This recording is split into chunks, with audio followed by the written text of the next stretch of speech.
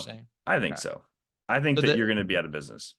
So if that's the range, so you're saying for gross profit, like after you deduct commission and any attributable marketing costs, what is it? Just 10% lower? So like the target is still 40 and then For me, yeah. or But yeah.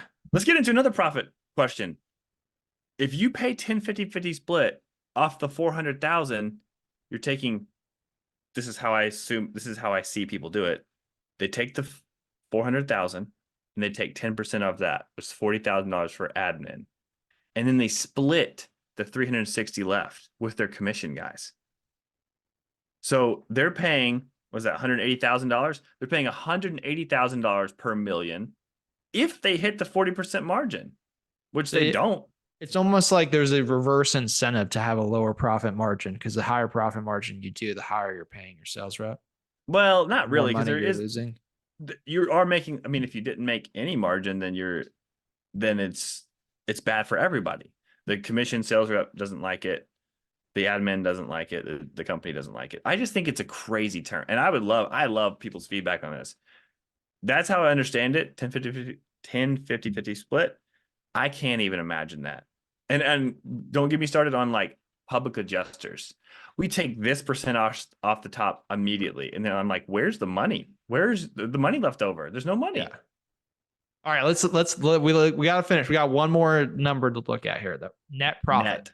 So net profit. What is the target on net profit? Like what is at the end of everything has been paid for, the office, the trucks, everything. What should be left over? Because I know the industry average, because I've done research on this. The industry average is, I believe, like 3.8% or something like that across the whole industry. They say it's 0%. Maybe that's accounting. But what is for you and your business? What is that? What is that number? What should it be for other contractors?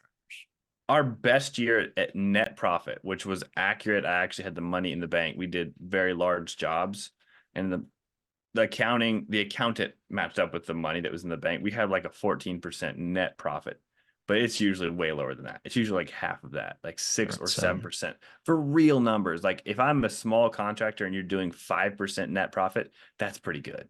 Because that's $50,000 of net money at the end of the day. So what is the target for contractors? Is it 10? You should be shooting for 10. I think 10. Everybody says 10 because it's a nice, easy, round number. I think it just depends on what you want for your business. It's how you're paid. Like, do you pay yourself? Are you an S corp? Like, there's so many ways. Like, I don't know. There's a target for net profit. Because if you're paying yourself before net profit, then net profit can be lower.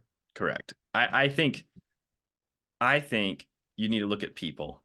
People are the most expensive expense you have. How many people do you have on your team? What do they cost? What are their peripheral costs for those people? And you want to pay your team as much as possible. So have really, really awesome people and don't have a lot of people per million. I think the one thing that goes around the industry a lot is revenue per capita. Like how much revenue, that's okay as long as you're hitting your profit margins. Because people are like, well, I've got X amount of revenue and I've got this many people.